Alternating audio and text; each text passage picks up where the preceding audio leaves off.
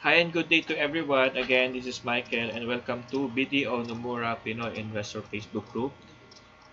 Before we proceed with our next presentation, which is on about how to cancel and revise order using the BDO Nomura platform, we will answer some question by our group mates. No? So, question from our group mates. So, how to compute for the selling transaction fees. So, guys, I prepare here again computing the fees for selling. So, to consideration again. So, kapag above 8,000 yung purchase amount mo, tama ba? Selling amount mo, selling amount mo, ito yung fees mo. Okay? Kapag halimbawa nagbenta ka naman below 8,000 pesos, so ito yung amount. Ito yung transaction fees mo, pag-compute ng transaction fees mo. Okay?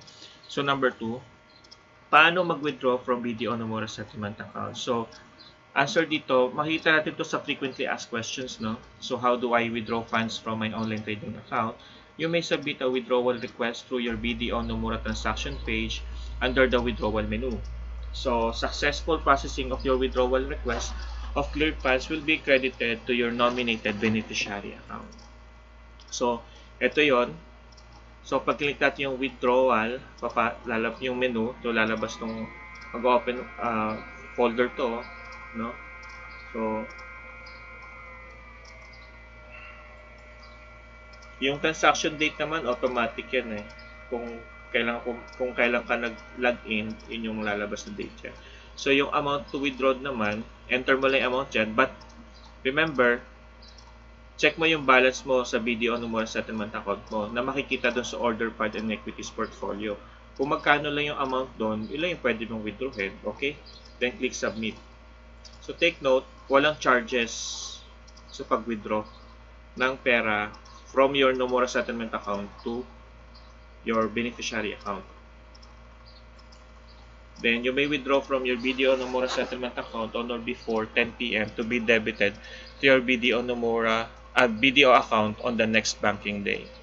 Pero may nagsabi dito guys, no, within a day, banking hours, pagka nag-withdraw ka from BDO Nomura settlement account mo to BDO account mo, BDO beneficiary account mo, 3 to 4 hours lang daw yon. Pero hindi ko pa na-try. Ang na-try ko is nag-withdraw ko ng nag-withdraw ko ngayong araw ng nag-withdraw ko ngayong Monday, no? So, may cut-off kasi siya, di ba? 10 p.m. So, papasok siya Tuesday na. Okay?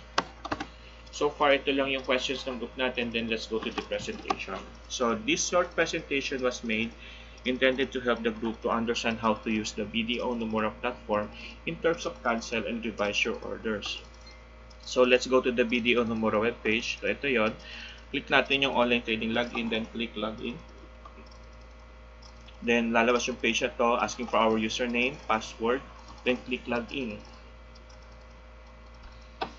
Then, we'll just wait for the OTP or the one-time password from BDO. If we receive it, then enter it, then click submit.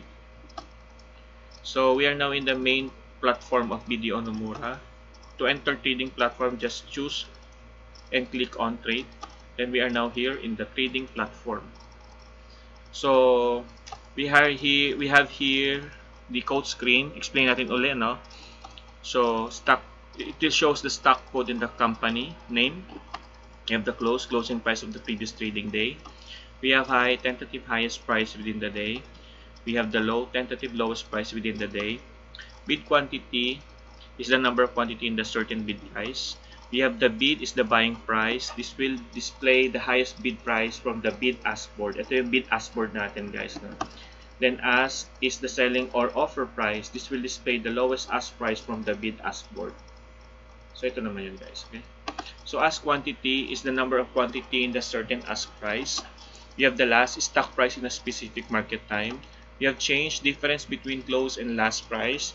This indicates the price movement. If green means that the last price is higher than the close price, red means the last price is lower than the close price. Okay? So kapag ka-black, I think that is black. Ibig sabihin no price movement. Okay? Yung volume naman, this is the buy and sell total volume. TOP is the target opening price, and the TP is the trading phase or indicate the status of market. So when and why do we cancel or revise order? So we can cancel or revise order only if a previous placed order has not yet been filled. We can cancel order if we want to during market time or trading hours. No? Number 3, we can revise if we want to change price, units, and validity of ordered stocks, either buy or sell.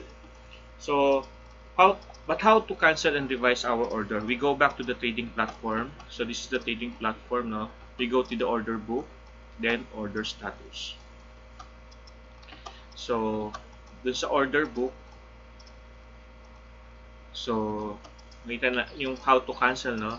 So we will just choose this, sample ito yung Metrobank, no? Choose mo yung stocks na yon, then lagay mo lang dito yung trading pin mo, then click cancel. Automatic magka-cancel na yung order mo. Then may confirmation dito, confirmation message dito. Then make sure the status is cancel. Okay? Then, but how to revise order? So we go again with the order book. So choose and double click lang natin to, no? Halimbawa, Metrobank o yung stock na yun, double click mo, then automatic it will go to this, yung order pad natin in revise mode. I think in revise mode. Ulit ko lang. So check natin yung action, dapat revise. Then ito na, pwede natin baguhin yung price, units, o kaya validity. Okay?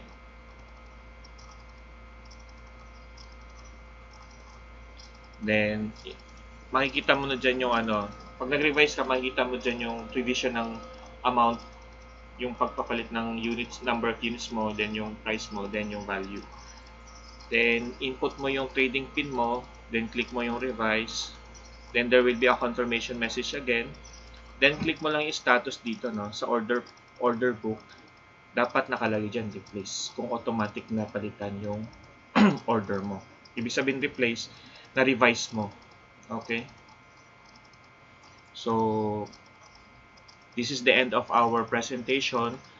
I hope nakatulong ako sa inyo kung paano explain sa inyo yung how to cancel and revise. But we will provide another presentation, actual presentation on how to cancel and revise, yung actual talaga sa platform natin. Okay? So guys, I want to share again another quote for you from Warren Buffett. The best investment you can make is an investment in yourself. The more you learn, the more you earn. Okay? Thank you for watching, and God bless and happy investing.